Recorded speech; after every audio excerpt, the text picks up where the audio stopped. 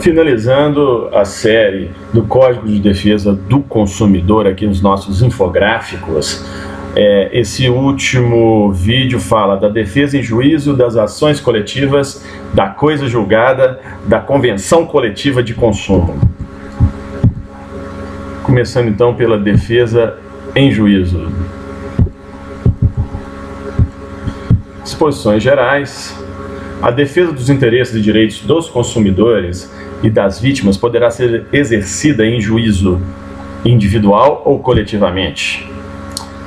A defesa coletiva será exercida quando se tratar de interesses ou direitos difusos, assim, não saber especificamente que isso está direcionado para uma determinada pessoa, bem como os transindividuais, ou seja, que transcendem uma pessoa, de natureza indivisível, de que sejam titulares pessoas indeterminadas e ligadas pelas circunstâncias.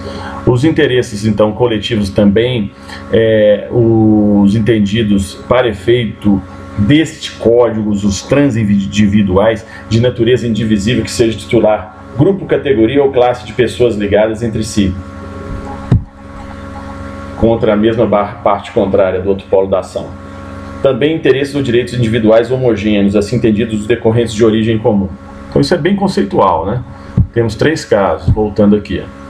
Interesses difusos, que não se sabe quem é, são várias pessoas ligadas por circunstâncias de fato. Direitos coletivos, pessoas ou categorias ligadas, né? Aí você sabe as pessoas, por uma relação jurídica base, e interesses homogêneos, decorrentes de origem comum. São legitimados concorrentemente o Ministério Público para propor, os entes federativos, todos eles, inclusive os municípios, as entidades e órgãos da administração pública, direta ou indireta, ainda que não possuir personalidade jurídica. As associações constituídas há pelo menos um ano, dispensando a autorização da Assembleia. O requisito da pré-constituição pode ser dispensado pelo juiz nas ações previstas, quando haja manifesto interesse social evidenciado pela dimensão ou característica do dano, ou pela relevância do bem jurídico a ser protegido. Para a defesa dos direitos e interesses protegidos por esse Código, são admissíveis todas as espécies de ações capazes. Na ação que tenha por objeto o cumprimento da obrigação de fazer ou não fazer, o juiz concederá a tutela específica da obrigação ou determinará providências que assegurem o resultado prático equivalente ao adimplemento.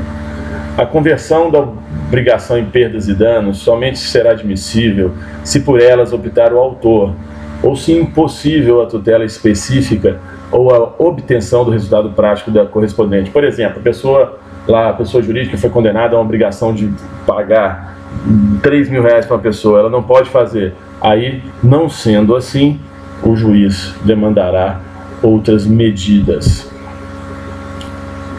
A indenização por perdas e danos se fará sem prejuízo da multa, sendo relevante o fundamento da demanda e havendo justificado receio de ineficácia do provimento final, é lícito ao juiz conceder a tutela liminar ou após justificação prévia, citado o réu. O juiz poderá também, ou na sentença ou na liminar, impor multa diária ao réu, independente de pedido do autor. Isso está lá no novo CDC, inclusive, né? Que são os astrentes, se for suficiente ou compatível com a obrigação, fixando um prazo razoável para o cumprimento do preceito. Para a tutela específica, para a obtenção do resultado prático equivalente, poderá o juiz determinar as medidas necessárias. As medidas, tais como, quer dizer, além dessas, as que ele julgar eficazes: busca e apreensão, remoção de coisas e pessoas, desfazimento de obra, impedimento de atividade nociva, além de requisição de força policial. Nas ações coletivas de que trata esse código, não haverá adiantamento de custas, emolumentos, honorários periciais e qualquer outras despesas, nem condenação da associação autora, salvo comprovada má-fé, em honorários de advogados, custos e despesas processuais. Então não tem sucumbência. Em caso de litigância de má-fé, a associação autora e os diretores responsáveis pela propositura da ação serão solidariamente condenados. Aí já está extrapolando, inclusive, a própria pessoa jurídica, né? Seria uma desconsideração de pessoa jurídica para efeito de responder pela litigância de má-fé, em termos também condenados em honorários advocatícios e ao décuplo das custas, sem prejuízo da responsabilidade por perdas e danos. Então, quer dizer, o direito está muito nesse sentido de penalizar a litigância de má-fé de uma forma assim brutal. 88. Na hipótese do artigo 13º, a ação de regresso poderá ser ajuizada em processo autônomo, facultada a possibilidade de prosseguir-se nos mesmos autos, vedada a denunciação da lide. Então, pode ser em processo autônomo ou não. O comerciante é igualmente responsável, nos termos do artigo anterior, quando aquele que efetivar o pagamento ao prejudicado poderá exercer o direito de regresso contra os demais responsáveis, segundo sua participação na causação do evento danoso. O fabricante, o construtor, o produtor ou o importador não puderem ser identificados, o produto for fornecido sem identificação clara do seu fabricante, é o caso do produto a granel, não conservar adequadamente os produtos perecíveis. Aplica as sanções previstas nesse tipo às normas do Código de Processo Civil, inclusive no que respeita ao inquérito civil, naquilo que não contrariar suas disposições. Vamos para ações coletivas. Os legitimados que tratam o artigo 82 poderão propor, em nome próprio, no interesse das vítimas ou seus sucessores, ação civil coletiva de responsabilidade pelos danos sofridos. O Ministério Público, se não ajuizar a ação, atuará sempre como fiscal da lei.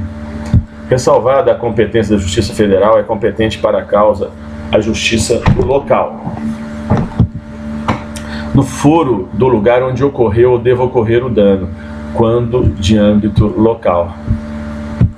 No foro da capital do Estado ou no Distrito Federal, para os danos de âmbito nacional ou regional, aplicando as regras do Código de Processo Civil aos casos de competência concorrente dos entes federativos. Proposta a ação, será publicado edital no órgão oficial, a fim de que os interessados possam intervir no processo como litisconsorte, sem prejuízo de ampla divulgação pelos meios de comunicação social por partes dos órgãos de defesa do consumidor.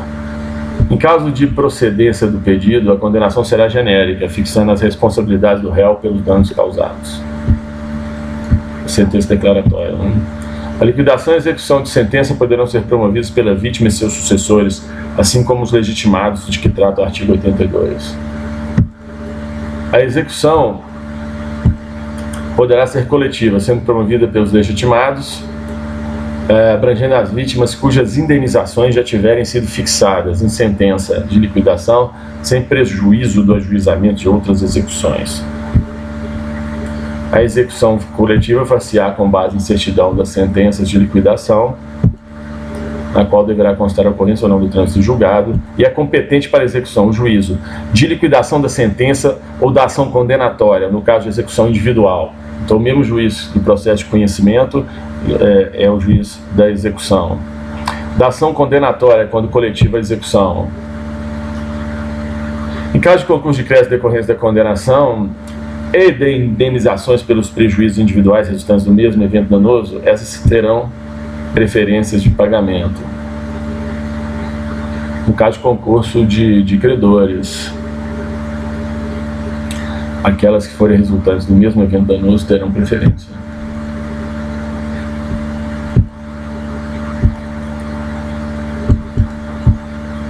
Parágrafo único. Para efeito do disposto nesse artigo, a destinação da importância recolhida ao fundo, que vai distribuir os valores das multas, ficará assustado enquanto pendente de decisão de segundo grau as ações de indenização pelos danos individuais, salvo na hipótese de o patrimônio do devedor ser manifestamente suficiente para responder pela integralidade das dívidas.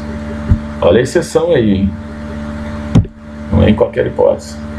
Artigo 100. Decorrido o prazo de 1 ano sem habilitação de interessados em número compatível com a gravidade do dano, poderão os legitimados promover a liquidação e execução da indenização devida.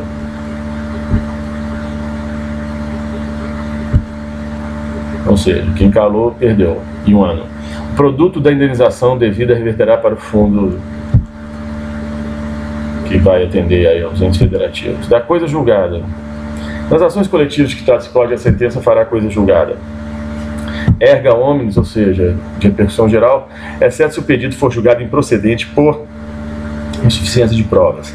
hipótese em que qualquer legitimado poderá intentar outra ação, com idêntico fundamento, valendo-se de nova prova. Não pode voltar com a mesma ação na justiça. Ultrapartes, mas limitadamente ao grupo, categoria ou classe, salvo improcedência por insuficiência de provas, nos termos do inciso anterior. Aí tem que entrar de novo. Então, ultrapasse dentro daquela classe afetada. Então, por exemplo, tem uma ação que condenou o banco a pagar uma indenização. Se aqui outra pessoa que vivesse aquela mesma situação, ela pode, apesar de ser ultraparte processual, reivindicar os seus direitos, tem que postular lá para o juiz também. Erga omnes apenas no caso de procedência do pedido, para beneficiar todas as vítimas e seus sucessores. Os efeitos da coisa julgada previstos no inciso 1 e 2 não prejudicarão interesses e direitos individuais dos integrantes da coletividade, do grupo, categoria ou classe.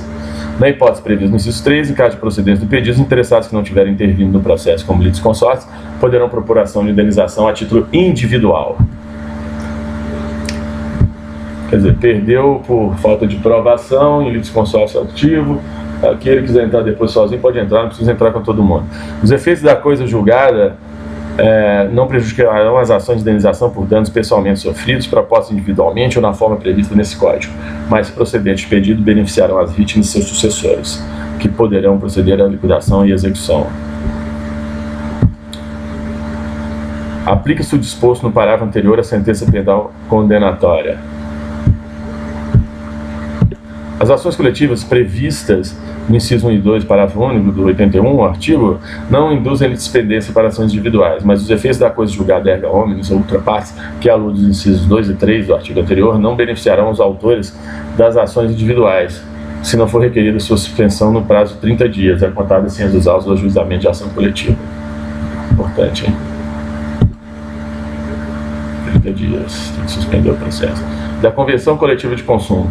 As entidades civis de consumidores, bem como as associações de fornecedores ou sindicatos de categoria econômica, podem regular, por convenção escrita, relações de consumo que tenham por objeto estabelecer condições relativas ao preço, à qualidade, à quantidade, à garantia e características de produtos e serviços, bem como a reclamação e composição do conflito de consumo. Entidades civis de consumidores e associações de fornecedores.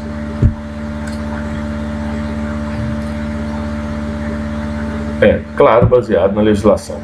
A convenção tornar-se-á obrigatória a partir do registro do instrumento no cartório de títulos e documentos. Essa é uma perguntinha que pode cair em concurso. As associações podem regular matéria referente à composição do conflito de consumo, independente do registro do instrumento, bastando apenas, vamos supor, um documento assinado. A convenção somente obrigará os filiados às entidades signatárias. Não se exime de cumprir a convenção o fornecedor que se desligar da entidade em data posterior do registro do documento. Bom, dessa feita, nós terminamos a apresentação do Código de Defesa do Consumidor. Bons estudos a todos.